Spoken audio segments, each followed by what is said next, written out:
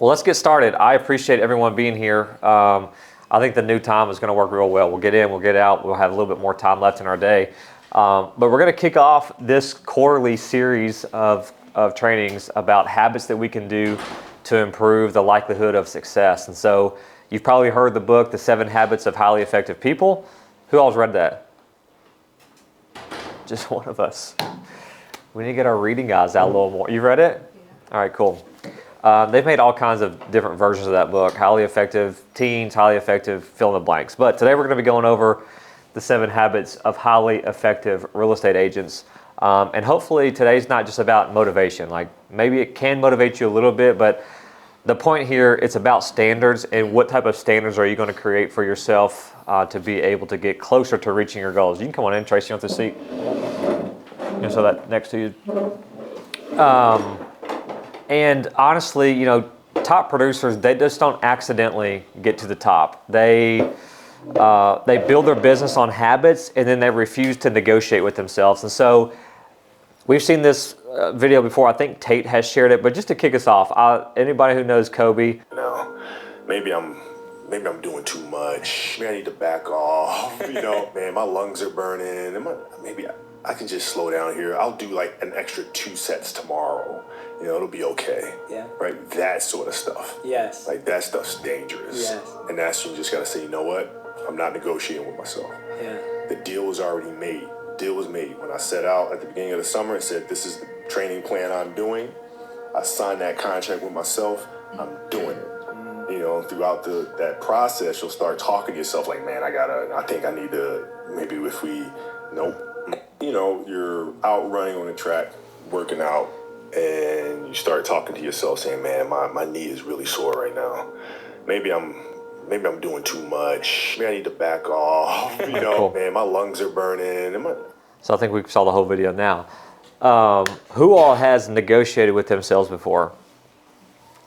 I've said this in here a lot of the times. For me, it's so much easier to negotiate with myself and let myself down versus if I had to let Riley down or Seth or Brian or whoever.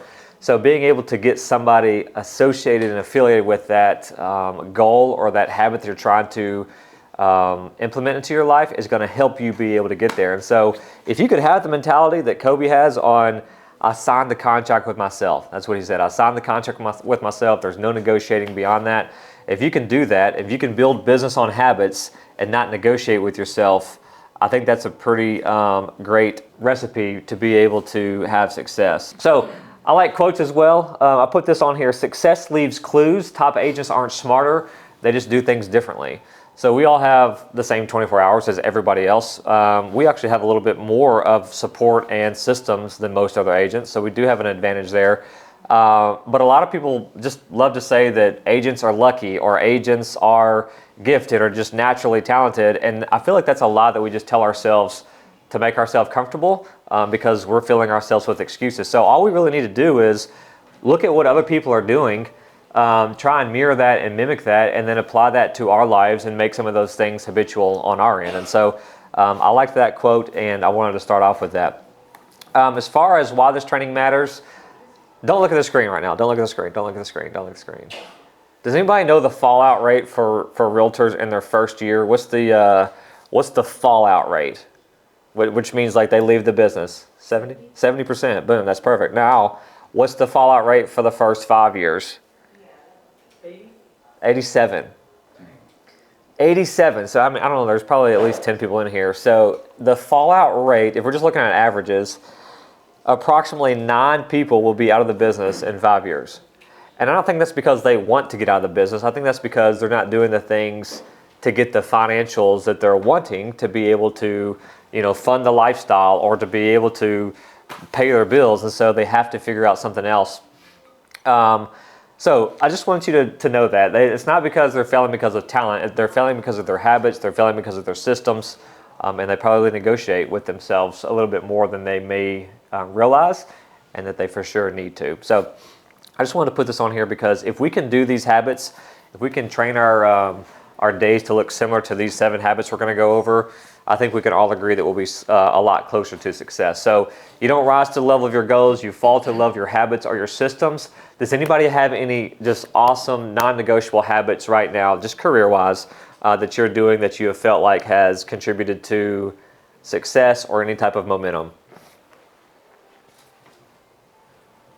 I don't know if it's contributed yet, but I'm trying to do this fast pass. I know Okay, that, cool. Even outside of the opportunity for leads and stuff like that comes with the tier, just talking to more people and having something to be consistent with is going to produce opportunity in and of itself. For sure. So playing the numbers game. Anybody else? Any other habits that you feel like are helping contribute to momentum?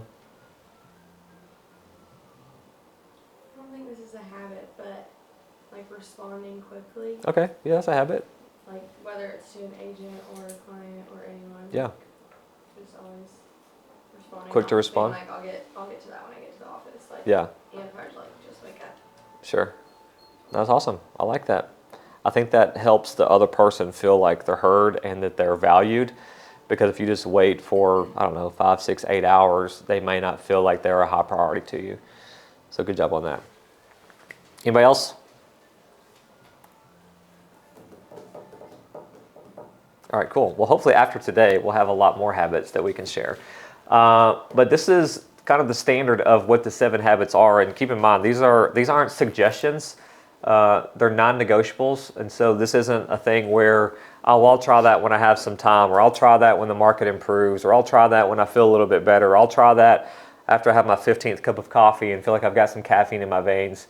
These are non-negotiables. So these are the things that you need to make sure that you're doing consistently. And if you do that, your business is going to grow.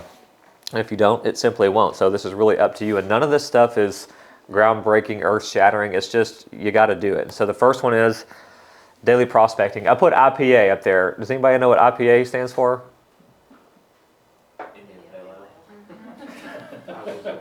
That's what I was going to say too. Income producing activities.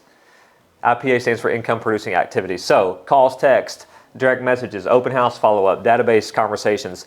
These are the things that are definitely going to move the business forward. And has anybody in here ever had a deal that never started with a conversation? No. Every deal starts with a conversation. So if you're not having attempts to have those conversations, you can expect to never get a deal. And so making sure that you do this is top priority. If you do nothing else of these 7 habits and you do this one and you do it well, you will have a pipeline and you will have a business and you will have a future. And so I would encourage you, if you're not taking this as a priority, to go ahead and raise that up to the top. Make this one of those non-negotiables that you do on a daily basis. Tate, you've been doing your prospecting very first thing, right? You're getting here a little bit earlier because Miles is at daycare or childcare. Yeah, well, actually, I've been starting at like 7:30, 7:45. Perfect. And this is one of your must-dos, non-negotiables. It's part of your routine right now, right? Yeah, just because time's so limited, so I've been trying to get to the office earlier, do those different types of things earlier. Yeah. And then, if I don't have a lot going on, then I continue doing that. But Yep. just that's one thing I go ahead and I've got to finish. Perfect. The finance rate's been pretty high too on those. Yeah. But with how you're expanding your portfolio, like you got your rental portfolio, you're doing mentorship now, and you've got a lot of different things on your plate, it's easy to be able to let that stuff slide if you didn't do it first thing in the morning, right? And so we all have those same types of things. If you've got anything pending, if you've got any type of fires, if you've got any kids, like anything that you can think of can be a distraction to not do the prospecting. And any distraction that we have, we can sometimes use that as a clutch to not be able to move forward in the things that we know we're supposed to be doing. And so if my kid is at school and he's got a runny nose and the teacher calls me, it's like, okay, cool, I'm not going to prospect today, I'm just going to take care of my kid and do everything else. I'm not saying that's probably a bad example because we do need to take care of our kids, but if it's just a little snotty nose is what I'm saying. We don't need to let that prioritize our whole day, our whole life. And so making sure that you are prioritizing this is very, very, very important.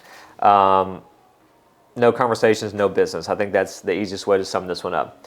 Habit number 2, ruthless time blocking. Does anybody here feel like you're time blocking like a king or queen? What's up, Vanessa? Any time blocking pros in here? Riley is shaking her head no. Seth is shaking his head no. I'm not shaking my head. Pena is just looking at me and saying no with his eyeballs. All right. You've probably heard the saying, show me your calendar, I'll show you your future. If you haven't, there's a lot of truth behind that. But your calendar is definitely going to show you your priorities. And if you don't have a calendar, I would suggest start using one, because if it's on your calendar, it will have a priority. Who all has ever missed let's say you have a doctor's appointment tomorrow at 3 p.m. Who's going to miss that? Who's even going to have a chance to miss that? Unless something radically crazy happens and you're in an ambulance going somewhere. If you got a doctor's appointment tomorrow at 3 p.m., we're all making that, right? If you got to pick your kids up tomorrow at 3 p.m., you're picking your kids up, right? If you got to take your dog to the vet this morning at 9 a.m., you're taking your dog to the vet.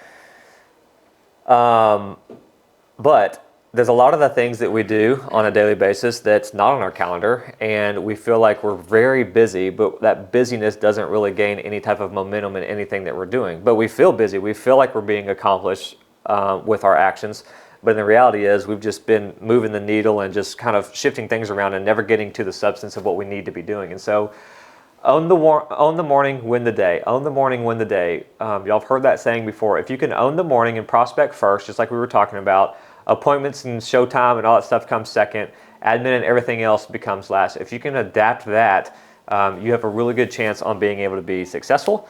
And top producers own their mornings. There's a lot of truth behind that and a lot of stats behind that. So if your prospecting time is flexible, keep this in mind. Your income is unstable. So make this a non-negotiable. If your prospecting time is inconsistent or flexible, your income is unstable. All right, number 3, aggressive follow-up. What's the difference between prospecting and follow-up? Cool. I think prospecting is finding opportunity. Follow-up is maximizing opportunity.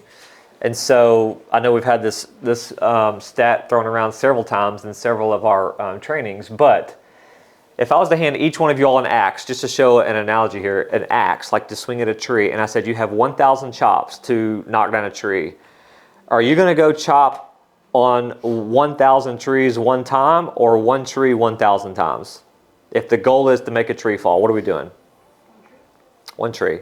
You're going to chop at that tree. You're going to use all 1,000 swings on that one tree because that gives you the best chance on that tree falling. And I'm not saying we're going to call leads 1,000 times, but there's so much truth in, man, I didn't get them on the first or second ring. I'm just going to go into somebody else.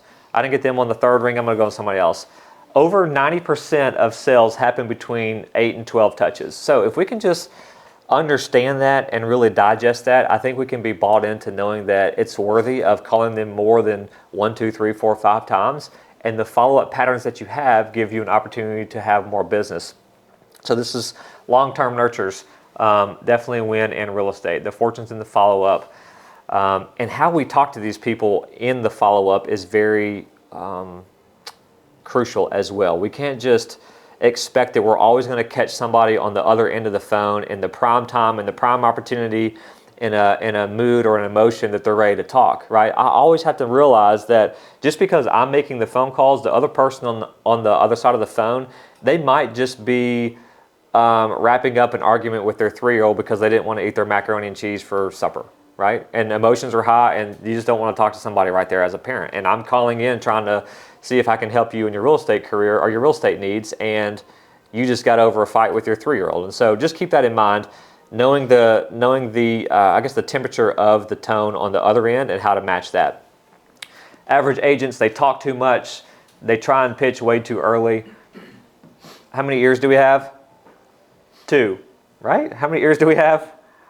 Ears? Yeah, Oh, 2. All right, cool. Just making sure you guys are awake. How many mouths do we have?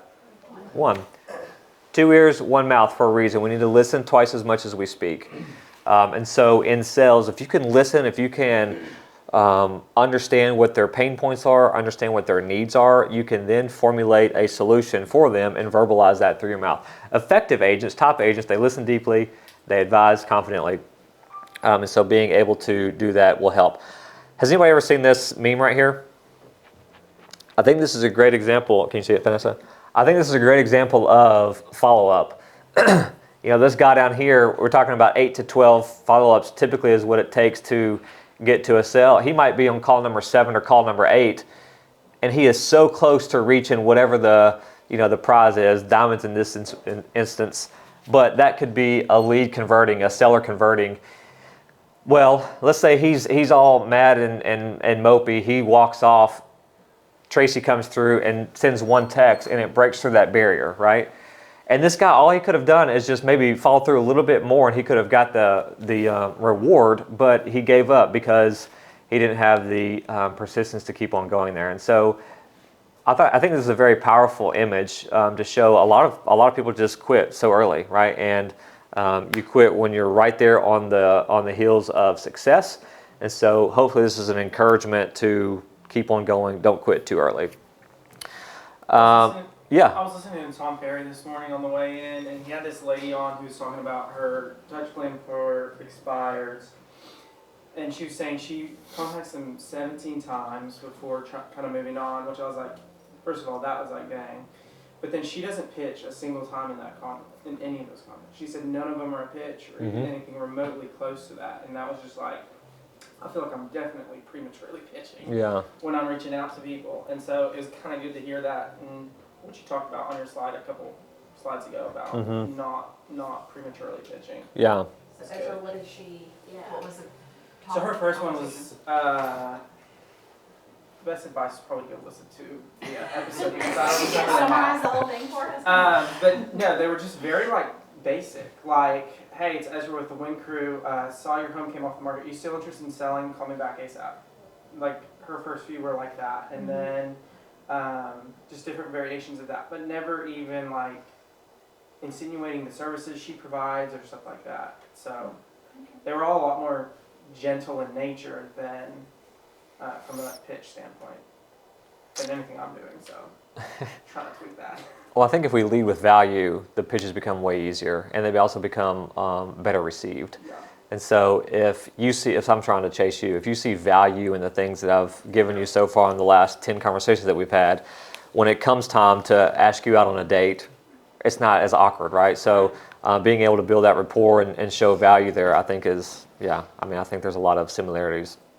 She also talked about like your ability to show value and your perceived value is going to be infinitely higher face to face, and so that's her big thing is I'm never going to try to pitch you on the phone. I'm going to get face to face, and like that's her number one goal.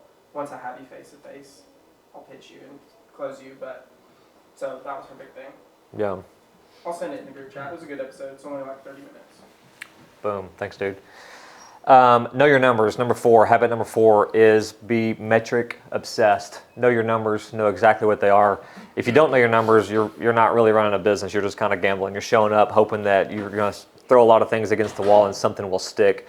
But if you know exactly what you're doing and what your results are from those efforts, you can then tailor your action plan or your attack plan to be able to get closer to your goal. Tracy? Do we know our last 2025 numbers as far as like our list to purchase? Ratios, all that stuff? Ratios, Yeah. I mean, I don't know that we've updated those in our listing packets. Okay. But, I know the TMO has updated numbers each week, but have we looked at ours for last year? We do have those. We need to update the listing packet, but yes, we have those. We had them finalized actually year-end meeting. So. And our exact numbers. So those would be things that we could. Yes, for sure. Brag about as a Like team. amount of time from listing to. Yeah. Time on market, yeah. We've got all that stuff Time- as a time crew. on market, Yeah. List to sell, and then our volume for last Yep. year. Yep. All of that. And so, we know that as a team. I think it's also advantageous to know specifically how you're showing up every day. So how many calls you're making, how many appointments are you setting, how many appointments are you going on, how many appointments do you go on before you can write a contract, how many contracts are you getting to a closing table, and then you can really, really, really work your way backwards. But everyone in here has different ratios and stats to be studied. And so just because Grant has a 45% answer rate, I can't see that and think that I'm going to get 45 people to answer for every 100, right? But knowing my numbers is going to help steer me in the right direction on where I need to have my focus. What gets measured gets mastered. So if you're not measuring anything, there's no way you're going to be able to master it. Number 5, skill sharpening. We all just had to do continuing ed for RASC, and that is a type of continuing ed and skill sharpening if you paid attention in the classes. But what are we doing outside of that? What are we doing to sharpen our skills to be able to help provide value to our clients? Anybody here doing anything? I mean, Ezra just talked about a podcast. Anybody reading? Anybody podcasting? Anybody? What are we doing for continuing ed right now? I'm podcasting. Podcasting? Tom Ferry, who you listening to? Whatever. Glover? Cool. Love it. Yeah, podcast. Podcast. I think the most important thing with this one is the market will always expose weak skill.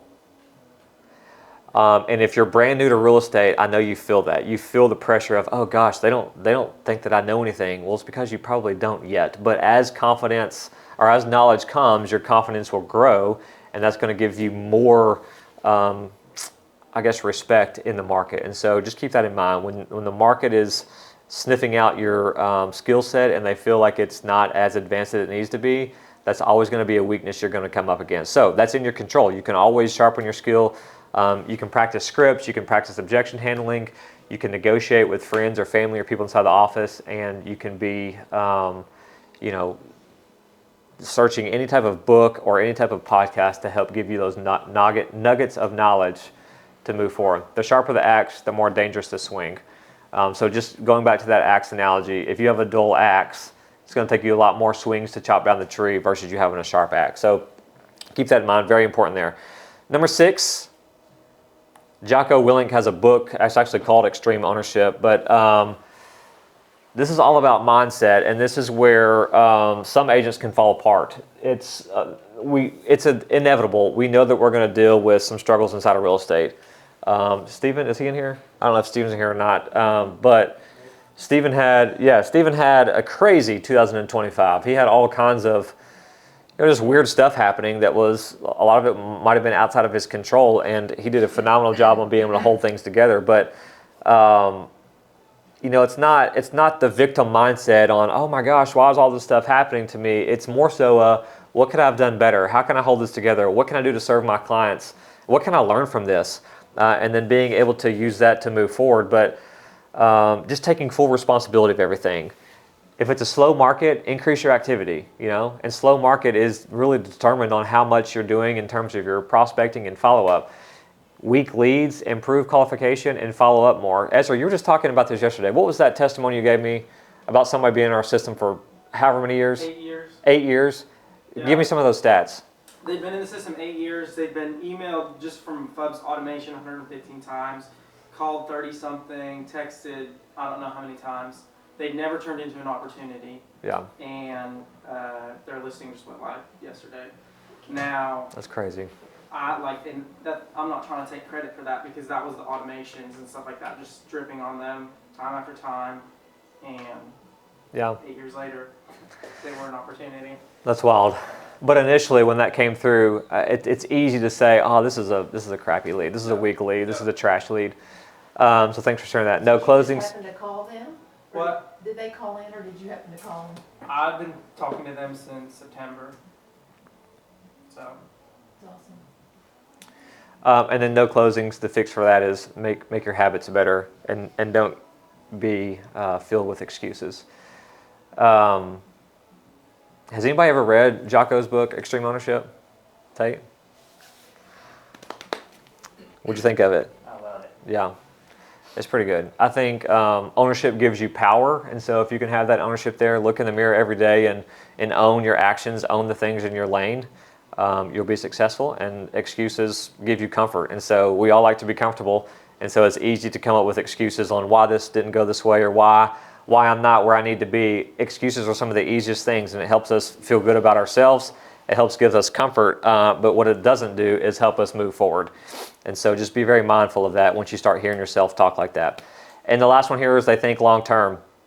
And so, top producers, we don't live deal to deal. We don't, paycheck to paycheck. That's something that is definitely avoidable. And top producers don't do that, but they do that because they've built tomorrow's pipeline, and they've built a dream, and they've built a goal that they're chasing every single day to be able to get there. And so, y'all have all heard me say my first year in real estate was really good until I got to November, and then I thought that I was just going to be able to have smooth sailing, and I went from like late November to mid-February without a check because I just thought that my pipeline was going to float me through, and I did nothing to help continue to build my pipeline.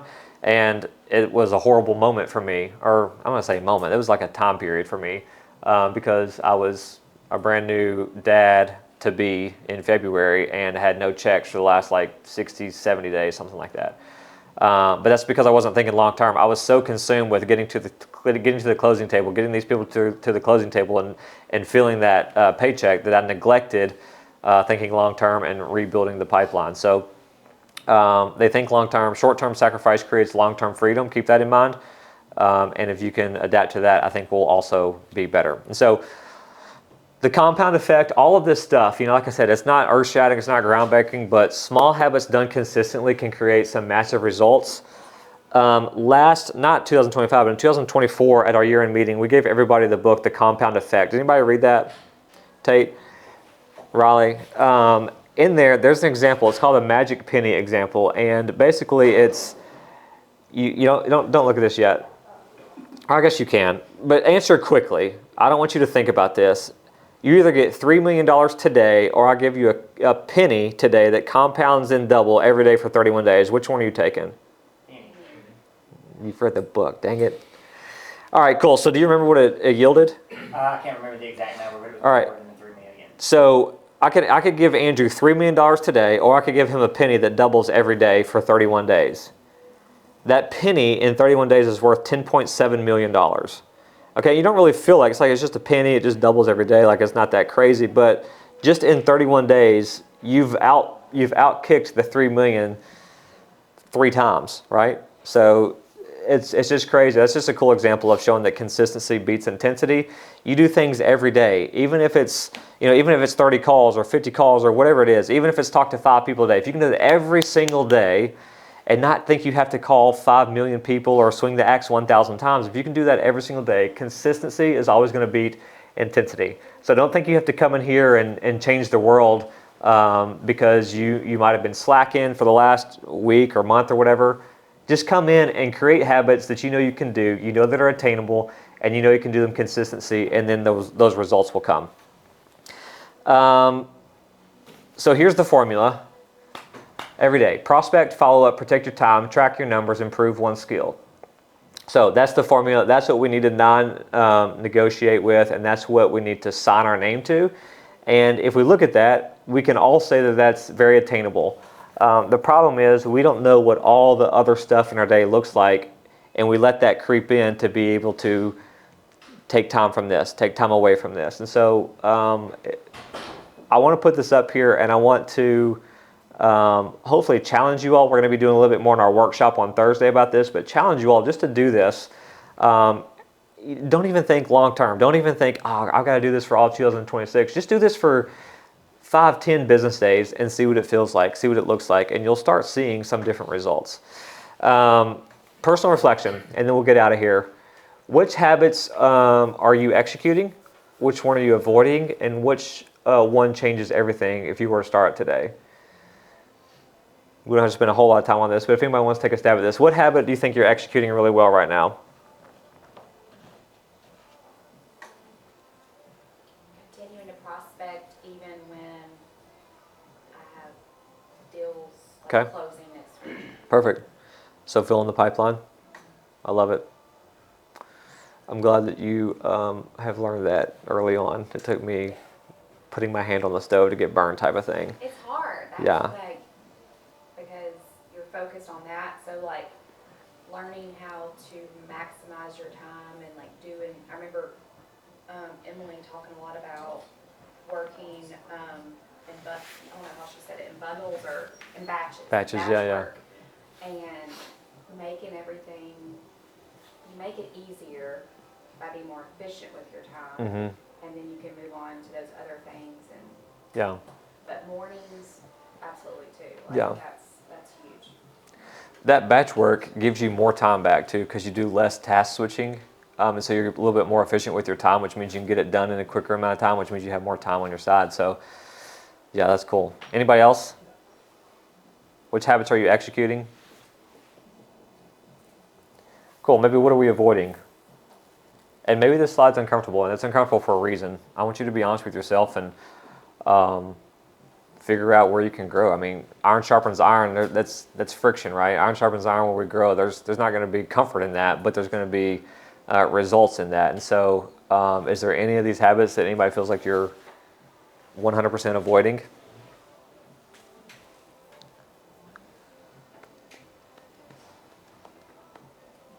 Probably just the organization in time blocking. Like I know that's gonna help, but I just don't do it. Okay.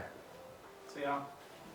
Have you tried to write down like what your day looks like in your calendar or Not anything? consistently. I Okay. started and then Okay. I let these little fires pop up. Yeah. So Consistency is really, really hard in Yeah. this job, just because, Yeah. like you just said, fires will pop up, something needs your attention immediately, and then I'm one that I can get off track after that, and then start to Mhm. get back to what I was doing. yeah. Yes. Cool. What's one thing that changes if you started one of the new habits today? What do you think?